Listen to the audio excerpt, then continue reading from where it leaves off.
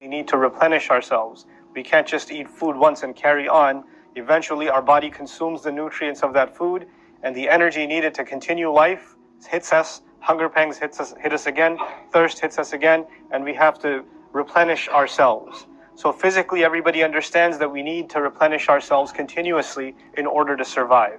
The same way, human beings are created with emotions, and we have certain emotions, or even a functioning mind. You can't constantly be serious, or you can't constantly be thinking about the math problem you're trying to solve, or the book you're trying to read. You need a mental break.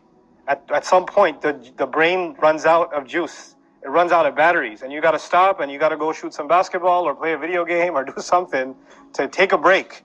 And the same thing happens when you're emotionally stressed. So our minds need a break sometimes. Our body needs a break. And Allah literally created the night so that it can become subat. The body can take a break, and it literally dies so it can recharge, right? And the same way in our emotions, sometimes people are very stressed out, and they have a lot of anxiety, or they have a lot of negative thoughts, and their emotions are overwhelming them, and they say, you know what, I need to do something to calm down.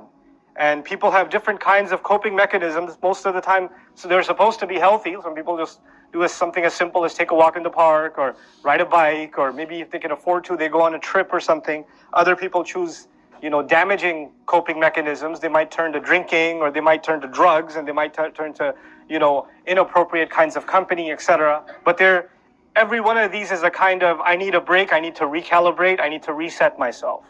And, psychiatrists and people in the mental health profession, they talk about things like self-care, like you should eat well, and that's true, you should eat well. This is something pretty much an Islamic principle. Allah gave us this body, we should take care of it, and we should eat healthy.